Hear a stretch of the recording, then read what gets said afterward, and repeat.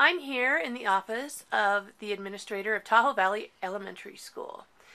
The administrator of an elementary school is typically called the principal. And the principal that I'm going to introduce you to is Mr. Romagnolo. Mr. Romagnolo has been, Mr. Romagnolo, how long have you been at Tahoe Valley Elementary? 8 years. 8 years. And do you like being a principal? I do.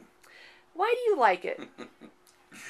Because I get to work with children and teachers to help develop young minds. Oh, so is it all roses, or is there anything about being an administrator Definitely not all roses that you find difficult? Working at an elementary school, whether or not you're a teacher or a principal, is a very, very challenging job. And I would wager to say it's the most difficult job in education. We deal with some very challenging students, but we also deal with wonderful students and wonderful parents as well. So we definitely have our moments, our challenges, but we have many, many wonderful opportunities to really mold young people, young minds, and families.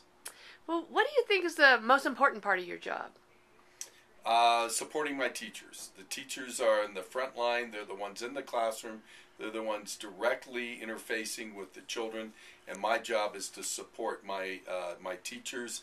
Also to set a tone at the school, a culture, if you will. And that's my job to set that tone and culture. And what other things are part of your job description? Well, a principal helps facilitate making sure teachers have all the materials, curriculum they need to make sure the teachers are trained in how to facilitate or implement the curriculum, and to make sure that teachers have a culture of professionalism, which is extremely important. And that's probably one of the most important things to do, is that you develop a culture of among your staff, and a culture of teamwork, where you are, as an administrator, part of that team. So, of course, while you're doing all these things, do you have a vice principal or a director of curriculum or any of those other support people to help you in your administrative duties? Well, that really depends on what school district you're at and what school you're at. We here at Lake Tahoe Unified and most of the state of California are in some very challenging economic times. There are no assistant principals or vice principals at the elementary level. So as the administrator, you are it. There in our district, we used to have a director of curriculum, but those are some of the positions that have been cut due to severe budget constraints over the last 5 to 10 years. How many students do you have? We have approximately 480 students here at Tahoe Valley. And what grades? Preschool through 5th grade. Why couldn't I interview you between 12 and 1:30 today? Because I was doing lunch duty, and I do lunch duty every day. That is my lunch period. I don't get a lunch period where I get to go off campus and sit down and go to a restaurant, or even sit in the staff room with the other staff. I am working. I am there with the students, making sure that students are eating their lunch and there are not any issues. And as you can imagine, putting a couple hundred students in a room, even as large as a multipurpose room, can create some issues. So I'm in the cafeteria every day for lunchtime. Do you have any tips for people in the field that are looking to become administrators? What does it take to be an administrator? Well, an elementary principal, you need to have an experience of actually being a teacher, and I believe the minimum, and I'm not 100% sure, but I think minimum is 5 years of teaching, and then you need to obtain an administrative credential. It's a 2-tiered program, so it's a process that you can get it several different ways, but you do need to obtain your administrative credential. And once you have your administrative credential and all the other certificates go along with that, and there are some certificates that you need for dealing with second language learners and the like, then you're eligible to apply for an open administrative position in the state of California. What does a position like that pay? Well, it pays, and I receive a professional journal every 2 weeks, and they have open jobs in there, so I look at it quite frequently. I think the bottom level, entry level, averages from $80,000 to $100,000, and up to a top level of about 90,000 to maybe 125,000 for an elementary school principal. And are there any benefits included? Always there's most positions within education there will be health and welfare benefits, insurance, medical insurance, and the benefits are different in different school districts. Do you get a travel stipend? I get a very small travel stipend of about $50 a month, which helps when I go to meetings and have to go to other schools and the like. It helps offset those costs.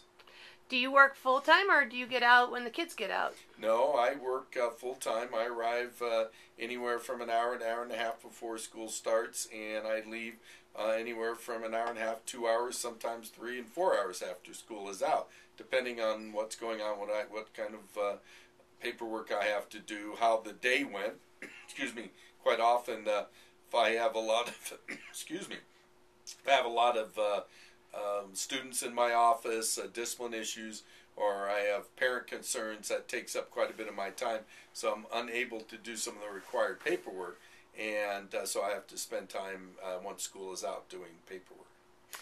I understand that you've been trained in some special, some kind of training to keep the staff working together. Can you tell us a little bit about that? Well, there's a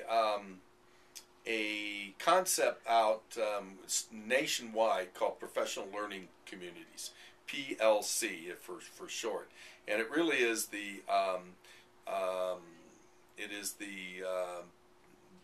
benchmark process that schools follow, and it is part of that developing a culture of professionalism. It's what they call a professional learning community, and the hallmark of that is collaboration. Teachers collaborating together within a grade level and vertically among all grade levels to talk about looking at student assessment, and then looking at the needs and which students obtained the information or the standards that were taught and which ones didn't, and then what we're going to do about it when they didn't obtain the standards, and talk about it when they did, what our next steps is. So steps are. So collaboration is a key part of that. Also part of it, developing a culture of professionalism, is having staff development and education for your staff to keep them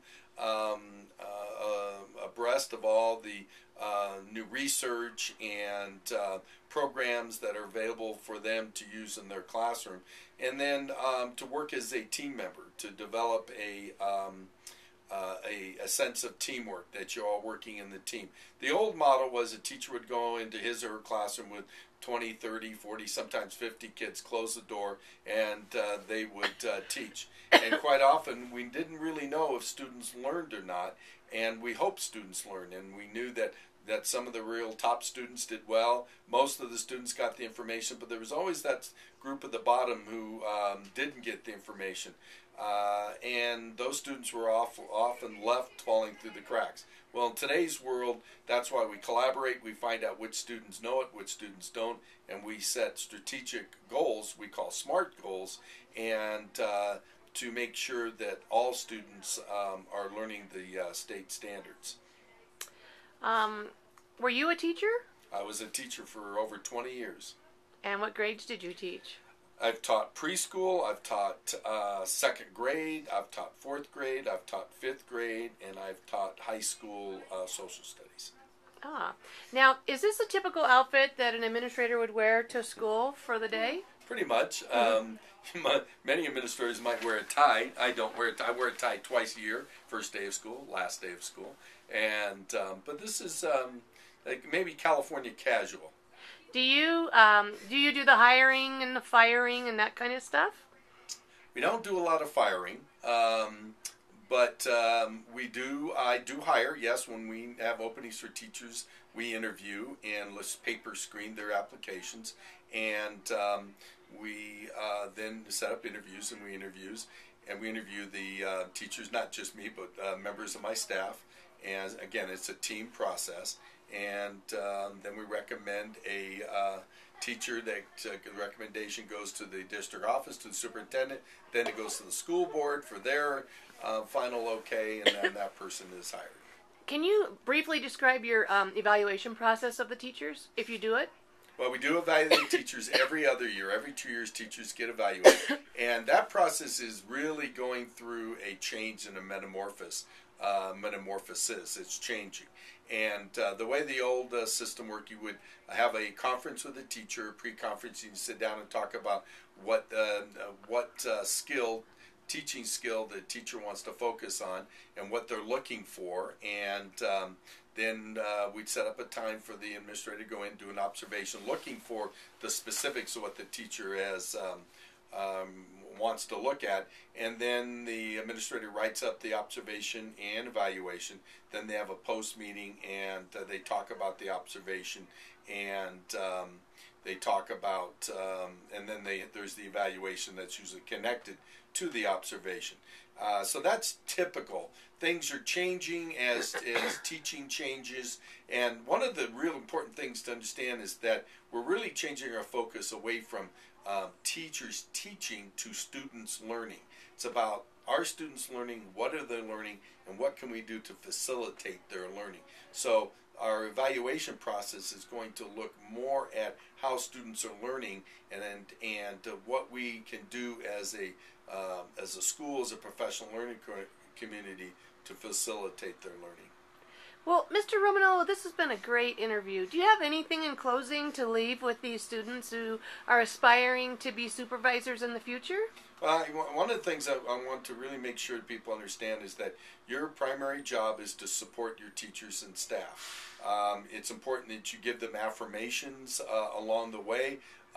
When they're done a great job, make sure you tell them, make sure you appreciate them. That goes a really long way with the staff. And any redirection the staff that you need to do with the staff who's maybe having difficulty with classroom management or a particular part of their job, it should be constructive and a learning and growing, and framed as a constructive and learning and growing experience, and not a punitive type of thing. Because when it becomes punitive, you build brick walls, and you're not able to develop a growth in the staff members.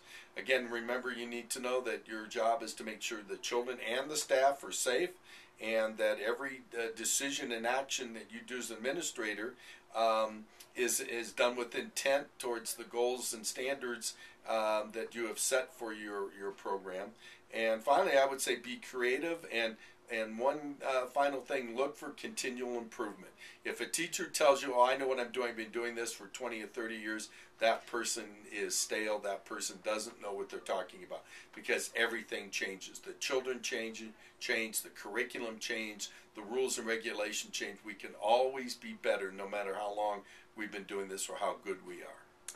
Well, thank you so much, Mr. Romagnolo. There are people lined up outside your door waiting to get in to get some administrative advice or decisions. So you have a wonderful atmosphere going on here at Tahoe Valley Elementary. Thank you. Thank you very much. This is Katie Kurek signing off.